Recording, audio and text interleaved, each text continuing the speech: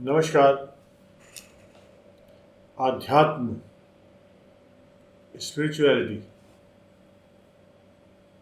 आध्यात्म मेरी नज़र में जैसा मैं उसे देखता हूँ या जैसा मैं जानता हूँ, हो सकता है आपको अच्छा लगे, हो सकता है आपके पास इससे भी कुछ बेहतर हो। तो आइए चलते हैं, कुछ इसके बारे में चर्चा करते हैं। आध्यात्म को जैसे मैं जानता हूँ, यानी कि आत्मा को पहचानना, अपनी आत्मा को पहचानना। हम लोग कई बार बात करते हैं अंतरात्मा की आवाज़। कितने लोगों ने सुनी है? कितने लोगों ने महसूस की है? कितने लोग इसको जानते हैं? हम लोग आध्यात्म के साथ जिन चीज़ों को जोड़ते हैं वो हैं सत्य, प्रेम, अहिंसा, विश्वास, हौसला। ऐसे जितने भी सकारात्मक गुण हैं उनको आत्मा के साथ जोड़ते हैं। पर क्या नकारात्मक गुण आत्मा के विषय नहीं है? बिल्कुल हैं। और उनसे होता क्या है? आत्मा क्षीण होती है। आत्मा, स्पिरिट, डिटेरियोरेट होती है। और अच्छे गुणों से आत्मा स्ट्रांग होती है, शक्तिशाली होती है। आज आत्मा का एक अनुभव लेंगे, स्पिरिट का अनुभव लेंगे और देखेंगे कि ये हमने अभी तक इसको पहचाना या नहीं, जाना या नहीं। क्योंकि हम अध्यात्म को पता नहीं कितना बड़ा उसको हमने विशाल रूप दे रखा है। इस एक शब्द को समझाने के लिए, अध्यात्म को समझाने के लिए स्वामी विवेकानंद को भारत से अमेरिका जाना पड़ा। कितने दिन वहाँ रहे? इस एक शब्द को समझाने के लिए गुरु नानक देव जी गांव-गांव, शहर-शहर गए एक शब्द को समझाने के लिए। इस एक शब्द को समझाने के लिए गौतम बुद्ध ने कितनी बड़ी तपस्या की, महावीर जी ने न जाने कौन कौन से यत्न किए, जिससे कि लोग इस एक शब्द को समझ जाए। आध्यात्म, स्पिरिचुअलिटी। इस एक शब्द को समझाने के लिए न जाने कितने ही हमारे देश में सत्संग होते हैं, कितने ही मंडल बन गए हैं, कितनी ही संस्थाएं बन गई हैं, कितने ही ग्रंथ लिखे जा चुके हैं इस एक शब्द को समझाने के लिए। आध्यात्म, स्पिरिचुअलिटी। आइए आज थोड़ा इसका अनुभव लेते हैं, स्पिरिचुअलिटी का, यानी कि आत्मा को समझने का। स्पिरिचुअलिटी का साफ सरल सा मतलब है स्पिरिट को पहचानना, आत्मा को पहचानना। तो वो कैसे पहचानी जाएगी? आज ऐसा ही एक प्रयास करेंगे। क्या आप लोग अपनी स्पिरिट को जानना चाहेंगे, पहचानना चाहेंगे? तो आइए हम साथ साथ कुछ करते हैं। हथेलियाँ घुटनों पर रखेंगे, कमर सीधी होगी, आलती बालती मार के बैठ जाएंगे। चाहे कुर्सी में बैठना चाहें कुर्सी में बैठ जाएं, लेटना चाहें लेट सकते हैं। सजगता के साथ आंखें बंद, कमर सीधी, चेहरे पे मुस्कान, हथेलियां घुटनों पर, आकाश की ओर खुली हुई, आंखें बंद, चेहरे पे मुस्कान। ध्यान सांस पर, हर आती जाती सांस का ध्यान दें।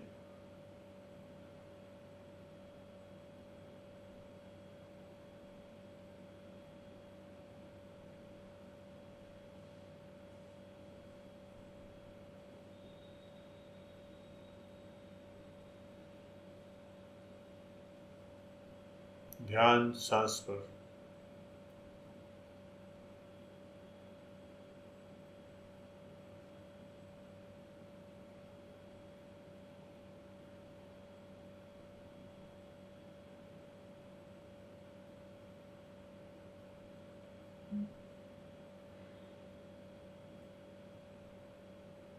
आंखें बंद ही रहेंगी।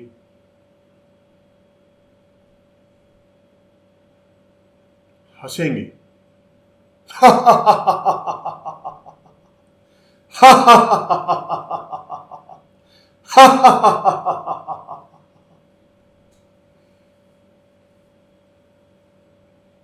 क्या यह हंसी आपकी आत्मा तक पहुंची? क्या आपकी आत्मा ने इस हंसी को सुना? जी नहीं, क्योंकि आप दिल से नहीं हंसे, आर्टिफिशियली हंसे, नेचुरली नहीं हंसे।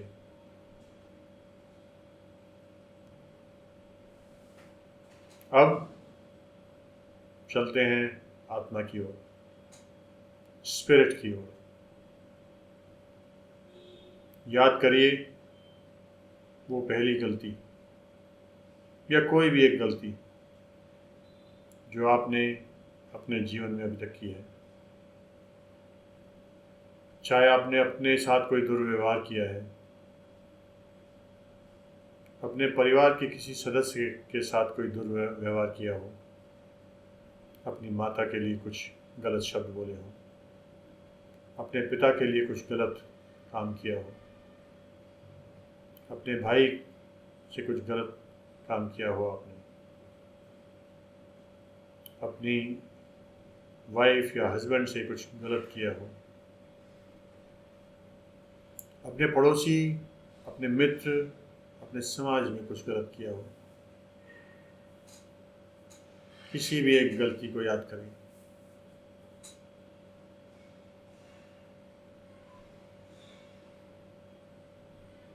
कैसा लग रहा था जब आपने वो गलती की?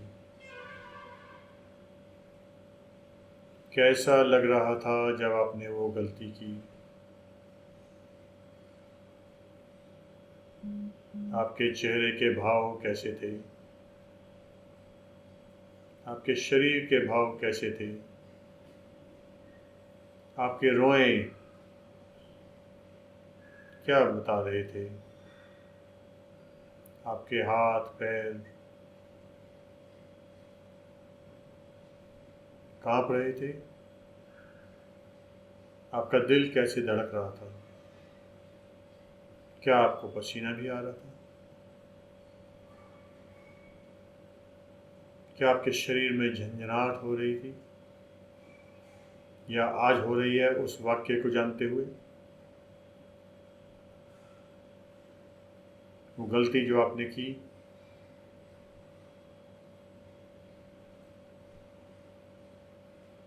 आपकी मानसिकता क्या थी?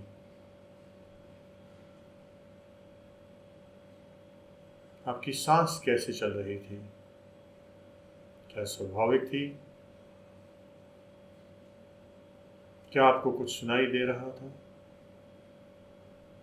क्या आप कुछ बोलना चाह रहे थे तो बोल पा रहे थे? या गुस्सा आ रहा था? परेशानी हो रही थी? कोई इरिटेशन?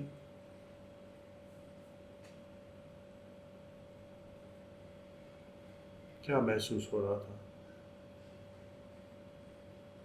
कुछ भी, जो भी हो रहा था उसको याद करें। आज हो रहा हो उस घटना को याद करते हुए तो भी उसको अनुभव करें।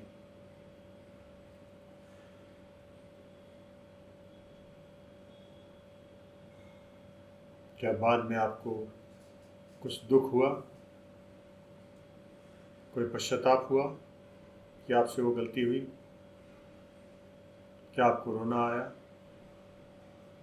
आपकी आंखों में आंसू आए? कभी उस घटना को याद करते हैं तो आप कैसा महसूस करते हैं? अच्छा लगता है या दिल करता है माफ़ी मांग लूँ, आज भी माफ़ी मांग लूँ, वक्त रहते माफ़ी मांग लूँ? जी हाँ, यही थी आपकी आत्मा, यही थी आपकी स्पिरिट जो उस समय भी आपको रोक रही थी। आपके शरीर पर हाव भाव, आपकी सांस, आपके रोएं हर तरीके से आपको सचेत कर रही थी, मत कर, मत कर, ये गलती है, ये पाप है, इसको मत कर, ये गलत है। पर फिर भी आपसे हो गया। उस आत्मा की आवाज़ को पहचाने बगैर, उस आत्मा की आवाज़ को सुने बगैर हो गया। चाहे आपने कोई चोरी की हो, चाहे आपने कोई झूठ बोला हो, चाहे आपने किसी को गलत व्यवहार किया हो गया,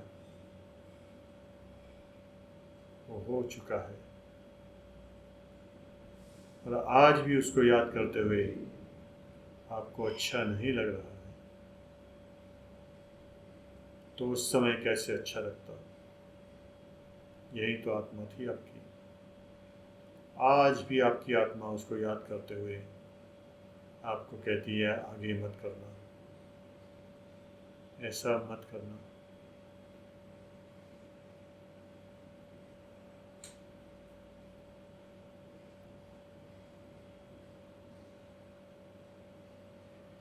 आप चाहें तो आज भी उस गलती के लिए माफ़ी मांग सकते हैं।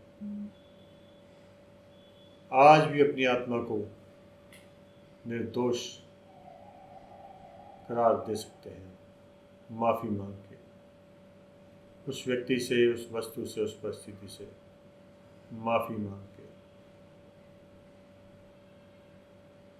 चाहे वो किसी जानवर के प्रति आपने कोई कठोरता की हो, माफ़ी मांग सकते हैं। उनकी अनुपस्थिति में भी माफ़ी मांग सकते हैं। चाहे तो उनके पास जाकर उनसे फ़ोन करके भी माफ़ी मांग सकते हैं।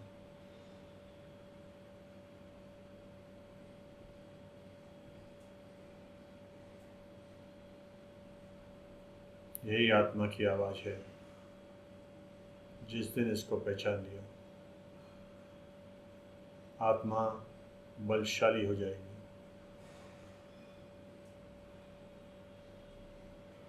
आत्मिक विकास शुरू हो जाएगा।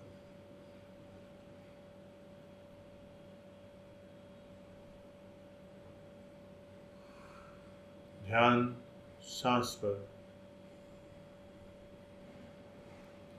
हर आती जाती सांस का ध्यान रखें।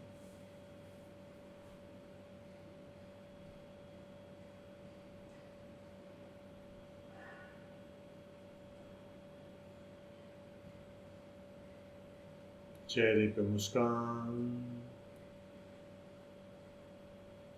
लंबी गहरी सांस लेंगे, छोड़ दें। एक और लंबी गहरी सांस लें, छोड़ दें। दोनों हाथों को रगड़ते हुए ऊर्जा उत्पन्न करेंगे, भावना करेंगे हाथ ईश्वर हैं और जो ऊर्जा से उत्पन्न हो रही है वो मेरा पहुँचा रही है। मुस्कुराते हुए अपने हथेलियों को अपने चेहरे से लगाएंगे। इस ऊर्जा को शरीर के अन्य अंगों में प्रवाहित होने देंगे, मस्तिष्क में, गर्दन में, हृदय में। धीरे धीरे आंखें खोलेंगे और जानेंगे कि हमारी आत्मा क्षीण क्यों हुई, डिटेरियोरेट क्यों हुई, कैसे हुई। क्या शुरू से हम ऐसे थे? क्या बचपन से हम ऐसे थे? जी नहीं। बचपन कितना कोमल, कितना निर्मल था। आज भी अब जो बच्चे पैदा होते हैं, जो छोटे बच्चे होते हैं, देख लीजिए कितने निर्मल, कितने कोमल होते हैं। इसीलिए तो बच्चों को भगवान का रूप बोला जाता है। उनमें कोई नकारात्मकता नहीं होती, कोई भय, कोई लोभ, कोई लालच, कोई डर, कोई चिंता, कोई भी नेगेटिव इमोशन नहीं होते। सिर्फ प्रेम, सत्यता, हौसला, हिम्मत, पर ये नकारात्मकता उनमें आती कहाँ से है फिर? आप और हम इसके लिए जिम्मेदार हैं।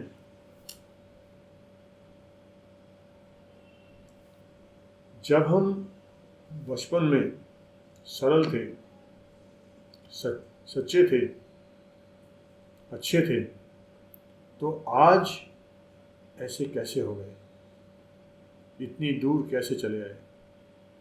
क्योंकि हमने अपनी आत्मा की आवाज़ को सुनना बंद कर दिया, फिर उसने हमें सुनाना बंद कर दिया।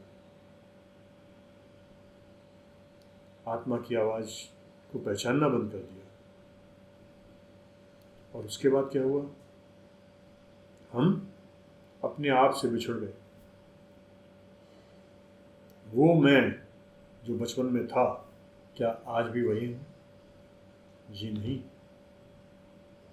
अब मेरे अंदर ज्ञान बहुत आ गया है, अब मेरे अंदर जानकारी बहुत आ गई है, अब मैं इंटेलिजेंट बहुत हो गया हूँ, अब मैं सब कुछ जानता हूँ, पर मैं वो नहीं जो तब था।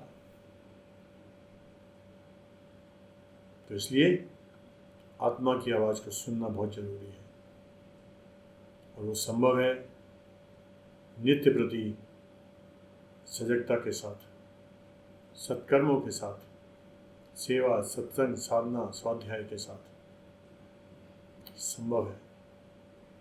ईश्वर ने हमें बार बार माफ़ किया है, एक बार और कर देगा अगर हम सही रास्ते पर चल पड़े तो, अच्छे रास्ते पर चल पड़े तो, क्योंकि ईश्वर बहुत दयालु है, बहुत कृपालु है। धन्यवाद। Thank you.